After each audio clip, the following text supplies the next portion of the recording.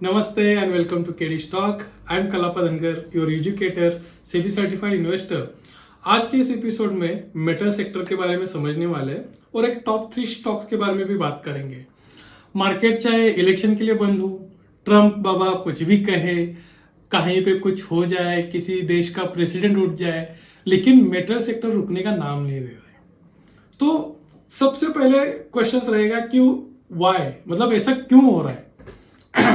To answer this there are two things. एक, China ने entire metal sector पे ही बहुत ही पॉजिटिव इंडिकेशन दिखा दिया है बिकॉज ऑफ ग्रीन एनर्जी और ईवी का जो चक्कर चल रहा है उसकी वजह से उनकी स्टील या एल्यूमिनियम ऐसे मेटल्स में बहुत ही अच्छी बाइंग दिख रही है। कंसिडरिंग सिल्वर और गोल्ड को तो आपका मालूम ही है कि कैसे चल रहा है काम। एक ये सबसे बड़ा रीजन है। और दूसरा, खुद अपना इंडिया में लोकल इंफ्रा के लिए, डोमेस्टिक इंफ्रा के लिए ऑलमोस्ट 10 ट्रिलियन का प्लान बन चुका है, जिसमें इंफ्रास्ट्रक्चर जब बनेगा तब ऑब्वियसली स्टील, ये सारी मेटल्स भी उसमें कंट्रीब्यूट करेंगी। और इसके अलावा एक्सपोर्ट का रेट अगर आप देखोगे एंटायर मेटल सेक्टर में, इट ऑलमोस्ट 6 to 7% ग्रोथ आई है लास्ट 3 महीने में।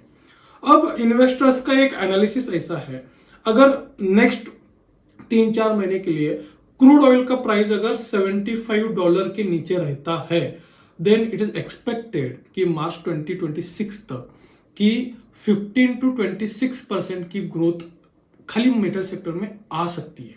दैट इज व्हाट अजम्पशन जो आज की डेट में चल रहा है उसके बेसिस पे चल रही है। ठीक है, तो हम क्या करते हैं, अगर सेक्टर मूव हो रहा है तो सेक्टर की कंपनियां भी मूव होंगी। आपने भी बहुत सारी कंपनीज को ऑलरेडी देखा होगा, लेकिन उसमें से 3 स्टॉक्स के बारे में मैं आज आपके साथ बात करना चाहता हूं। ठीक है, एक डिस्क्लेमर है, this video is completely educational purpose only. कोई भी इन्वेस्टमेंट करने से पहले आप खुद का रिसर्च कीजिए, अपने इन्वेस्टर्स के साथ, अपने इन्वेस्टमेंट एडवाइजर के साथ भी बात कीजिए। ठीक है, अब जब आप मेरे पास देखोगे मेटल, पर्टिकुलर मेटल या उस सेक्टर के बारे में, तो मेरे पास बहुत सारे स्टॉक्स है। Almost 36 stocks I am tracking on. उसमें थोड़ा सा मैंने कलर कोडिंग करके भी एक बनाया है, लेकिन आउट ऑफ दिस अगर मैं आपके साथ 3 स्टॉक्स के बारे में बात करूं तो सबसे पहले मैं बात करूंगा हिंदुस्तान जिंक की। अब हुआ क्या है, मैं वीकली चार्ट ही फॉलो करता हूं। This is my swing trading setup, value investing monthly chart and swing trading setup में वीकली चार्ट के ऊपर हम काम कर रहे हैं। Now if you can see Hindustan zinc, जो एक प्रोमिनेंट सप्लायर बोलो या मैन्युफैक्चरर बोलो जिंक पर्टिकुलर मेटल के लिए, वो एक कंपनी है जो बहुत बड़ा स्टेक अपने पास रखती है। बहुत लंबे समय से, लाइक May 24 से it was under completely a down trend because of this sectoral rotation और टेलवाइंड्स की वजह से। Now company has picked up very well. अगर उसका क्वार्टरली रिजल्ट भी देखोगे, it is going very positively, and on technical front if you can see, it is about to, या ये जो कब फॉर्मेशन की बात हम करते रहते हैं, it is about to come to the breakout point, मतलब 800 के आसपास का ब्रेकआउट पॉइंट है, लेकिन it is trying to reach there. Now what will be the second stock, that is NMDC। अब NMDC क्यों, क्योंकि ये तो डायरेक्टली कोई metal as a like Tata Steel manufacturing करती है, ऐसी कंपनी नहीं है, लेकिन NMDC is a prominent manufacturer of iron ore. So iron ओरे is going to be a base for iron companies and steel companies, तो उनका ये मेजर सप्लायर है। और NMDC आपको तो मालूम है बहुत पुरानी कंपनी, लाइक 19 के सेंचुरीज के बीच में ये बनी हुई है, तो पुरानी कंपनी है, इसके पास मेजर स्टेक है, मशीनरीज इसके पास है, और ये भी एक लंबे समय के लिए अगर आप देखोगे तो ये डाउन ट्रेंड में थी बिकॉज ऑफ ये अब जो सेक्टरल रोटेशनल चल रहा है इसकी वजह से ये भी it is trying to pick up. और ऑब्वियसली ये 30 के ऊपर ये आ गई है, मोमेंटम इज वेरी गुड। जिस हिसाब से स्टील की डिमांड मार्केट में बढ़ रही है तो इनका सप्लाई बढ़ना जरूरी है। और रिसेंटली इन्होंने 2 नए प्रोजेक्ट्स के ऊपर काम किए हैं जहां पे मैन्युफैक्चरिंग शुरू होने के लिए टाइम है, लेकिन इन्वेस्टमेंट तो गया है पर्टिकुलर उस फेज में। So looking at that point of view कि हम कॉपर में भी इन्वेस्ट कर सकते हैं, लाइक हिंदुस्तान कॉपर का भी मैं आपको चार्ट दिखा देता हूं। But why I am not suggesting this stock, क्योंकि ऑलरेडी ये 40-50% अप आ चुका है। यहाँ से मैं अगर आपको एक मेजरमेंट डाल के दिखा दूं, सो मैं ये बेस पकड़ के भी लेके आ जाऊं तो oh my God, it's almost 86% something kind of. Let me check, यहाँ से यहाँ तक हम जा रहे हैं। सो ऑलरेडी 86% एक बड़ी रैली इसमें हो चुकी है। क्या ऊपर जा सकता है? जा सकता है, बट वाई? अगर हमारे पास हिंदुस्तान जिंक, एनएमडीसी जो वेरी क्लोज टू ब्रेकआउट है, उनको अगर हम इन्वेस्ट कर सकते हैं ना, अगेन मेटल सेक्टर में ही इन्वेस्टेड है, वही बिजनेस है, तो ये थोड़ा सा क्या बोल सकते हैं आप, लो चिट एंट्री टाइप स्टॉक्स हो सकते हैं। और तीसरे स्टॉक के बारे में जो मैं बात करूंगा, that is Tata steel. The reason behind that I will show in the screener also. ये भी ऑलमोस्ट ब्रेकआउट के क्लोज है, सी हियर। सो मतलब ब्रेकआउट कंफर्मेशन इस हफ्ते में मिल सकता है। अगर फ्राइडे की कैंडल ये ग्रीन में क्लोज हो जाती है, it is about to go breakout, क्योंकि डिमांड बहुत है। और जेएसडब्ल्यू स्टील और Tata steel, those are two prominent players in the market of steel in India, जो एक्सपोर्ट में भी बहुत अच्छा काम करते हैं। सो एक लंबा समय गया है इस पर्टिकुलर, आप देखो ना, मैंने आपको एनएमडीसी दिखाया, उसमें भी आप देखोगे तो एक लंबा समय गया था। हिंदुस्तान जिंक में भी एक लंबा समय गया है, टाटा स्टील में भी एक लंबा समय गया है। सो माय पॉइंट इज कि एक लंबे समय के बाद इस सेक्टर में मूवमेंट आई है, और इस सेक्टर को अगर हमें कैप्चर करना चाहिए तो out of 36 lakh I am tracking many, but उसमें से मुझे जो प्रोमिनेंट लग रहे हैं कि जिसमें कोई ब्रेकआउट के क्लोज है, जो अभी कप फॉर्मेशन में है, जो आगे जाके थोड़ा सा अच्छा रिटर्न में काम कर सकता है, दिस आर 3 पर्टिकुलर स्टॉक्स। एक बार हम थोड़ी सी नजर स्क्रीनर पे जाके बिजनेस को भी समझते हैं। Let's start with the Hindustan zinc. तो ऑब्वियसली ये तो आरओसी तो सबसे बड़े रहने वाला है, क्योंकि इनके पास इतने बड़े कैपिटल इक्विपमेंट्स और ये सारी चीजें, और इतने सालों से काम कर रहे हैं ना, अब उनको समझ में आया कि कौन से कैपिटल से कैसे काम निकलवाना है। And very important thing is about the sales and net profit.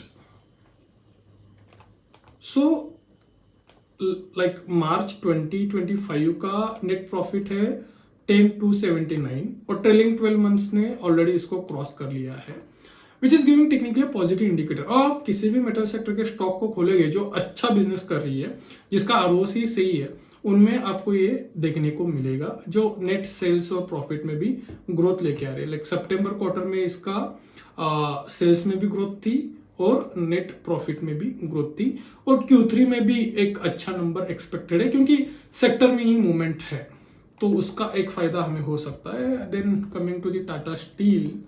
Tata steel में एक चीज थोड़ी सी इंटरेस्टिंग है in terms of numbers. Let me show you क्यों टाटा स्टील को मैंने कंसिडर किया। द थिंग इज, ये कंपनी सितंबर में सेल करी थी 53,000 करोड़ की, वो सितंबर 25 में ऑलमोस्ट 59 हो चुका है। But the thought is here, 759 crore से वो चली गई है, लाइक ऑलमोस्ट आप बोल सकते हो कि 3 टाइम्स इसका नेट प्रॉफिट हुआ है। अब ये ऐसा क्यों हुआ इतना नंबर? क्योंकि जब एक कंपनी इतने लंबे समय से काम करे तो कैपेक्स बनाना, जैसे एनएमडीसी, हिंदुस्तान जिंक, इनके पास एक बहुत बड़ा कैपेक्स बन चुका है, तो उसको ऑप्टिमाइज करना उनको आ चुका है। अभी भी देखोगे अगर इसका आरओसी कम है 8.83%, इसके ऊपर उनको काम करना पड़ेगा, इसको बढ़ाना पड़ेगा। आरओसी जैसे ही बढ़ेगा और बिजनेस में इफिशियंसी आएगी। सी, तो शुरू में तो 10% मतलब 14 का नंबर है, लेकिन उसके बाद तो ये 1% पे चले गए थे, and then slowly they are trying to improve. जैसे मार्च 24 में ये 7% था, 25 में 9% हुआ है, तो इसको थोड़ा सा और भी इम्प्रूव करेंगे, क्योंकि कैपेक्स अब बन चुका है ना, अब वो बिजनेस मॉडल समझ में आ चुका है, तो वो काम करेगा। और नेट प्रॉफिट जो अब बढ़ रहा है अमाउंट, ये क्या होगा, री इन्वेस्ट होगा, और री इन्वेस्टमेंट हेल्प करेगा बिजनेस को ग्रो करने में। Now talking about the Tata steel देख लिया हमने, हिंदुस्तान एनएमडीसी को देखते हैं। अब एनएमडीसी का मैं चक्कर आपको बताता हूँ, because of our internal Suryastra tool और थोड़ा सा फंडामेंटल एनालिसिस की वजह से, ये मेटल सेक्टर रोटेशन होने से पहले ही हमने एनएमडीसी को पकड़ा था, एंड मेरा अगर नंबर सही है देन इट इज अराउंड यहाँ था वो जैसे ही ये यहाँ से पिक करना शुरू कर दिया नवंबर 25 में, सो हमने 73-75 के आसपास, वह तब कोई ये थॉट नहीं था कि मेटल सेक्टर में कुछ हो रहा है। हाँ, तब एक आइडिया आया था कि सिल्वर में कुछ चल रहा है बहुत अलग ऊपर नीचे, लेकिन एनएमडीसी को तब पकड़ा था। वी वर लकी, ऐसे बोल सकते हो कि मेटल सेक्टर में ही मूवमेंट आ गई और एनएमडीसी को सपोर्ट मिला and it had taken ahead. तो एनएमडीसी को जब हमने बिजनेस एनालाइज किया था, एक तो सबसे पॉजिटिव न्यूज हमारे लिए थी आरओसी वाली, एंड वो नेट प्रॉफिट का अगर आप थोड़ा सा समझने की कोशिश करोगे, सो सेल ऑलमोस्ट अच्छे रेट से, लाइक 5000 से लेके 6300 तक जाना, इट्स ऑलमोस्ट 15-20% ग्रोथ। सो जब सेल्स में 20% की ग्रोथ आ रही है, इसका मतलब बिजनेस में कुछ तो अच्छा काम चल रहा है, it's going excellent thing. 6%, 8% quarter on quarter growth normally आती है, लाइक क्योंकि प्रोडक्ट का बेस रहता है, आपके कॉन्ट्रैक्ट्स रहते हैं। लेकिन जब आप 15% के ऊपर की सेल्स ग्रोथ या नेट प्रॉफिट में ग्रोथ लाते हो, तब आप कुछ ना कुछ अलग तरीके से कर रहे हो। और एनएमडीसी जैसे गवर्नमेंट कंपनी है, उसमें कम बैक होना, it is showing something positive thought, and that's why this talk is my prominent thing जो मैं आपके साथ शेयर कर रहा हूँ। ठीक है, सो सेक्टरल रोटेशन है, उसका फायदा उठाइए, लेकिन ऐसा भी नहीं होना चाहिए कि गलत स्टॉक्स में आप इन्वेस्ट हो चुके हो। और मैंने एक चीज सीखी है कि it is better to lose your opinion instead of losing your money. तो ये 3 स्टॉक मैंने बताया, आप और एनालाइज कीजिए, जैसे कि इसका एक स्क्रीनशॉट ले लीजिए आप, ये ऑलमोस्ट आई थिंक 36 कंपनीज है। तो ये वीडियो में आप कहीं पे भी पॉज करके देख सकते हो, इनको एनालाइज कीजिए, आपके हिसाब से जो भी सही लग रहा है उनमें इन्वेस्ट कीजिए। अगर इन्वेस्टमेंट के बाद कोई स्टॉक 10-15% नीचे आता है, तो एक माइंड में रखे कि मैं अपने ओपिनियन को लूज कर दूंगा, मतलब मैं तो 10-12% के ऊपर ही लूज करने के लिए अब रेडी हूं, कि मेरा जो ओपिनियन था, जैसे मैंने एनएमडीसी के बारे में बताया आपको कि मुझे इस सिचुएशन में सही लग रहा है, लेकिन उसको ट्रेंचिंग बाय ट्रेंचिंग ऐड करने के बाद अगर मेरा ओपिनियन कहीं ना कहीं खराब हो रहा है, so it is better to lose opinion, loss book a loss, और कोई नए स्टॉक को पिक कीजिए, उसमें आगे बढ़िए। और अगर कोई स्टॉक मूव कर रहा है, सो राइड द विनर, जो विनर है उसको राइड कीजिए। जैसे एनएमडीसी को हम बिल्कुल कट डाउन नहीं कर रहे हैं, हमने 71 से पकड़ के रखा हुआ है, और जब तक चलेगा, लाइक एक्सपेक्टेशन है कि ये 95 का ब्रेकआउट भी दे दे और थोड़ा सा मेटल सेक्टर की ग्रोथ इसमें भी दिखे। But this is the point कि अगर आपको लग रहा है कि कहीं पे आपको ओपिनियन रॉन्ग वे में जा रहा है, that is good, no problem, उसको कट डाउन कीजिए, नए स्टॉक में इन्वेस्ट कीजिए और आगे बढ़िए। That is the thought. Yes, so this is all about the metal sector and top 3 stocks from my perspective. अगर आपके पर्सपेक्टिव में कोई और भी अच्छा लग रहा है, कमेंट बॉक्स में जरूर लिखिए, and I am happy to listen your point of view also there. Yes, thank you so much, let's grow together.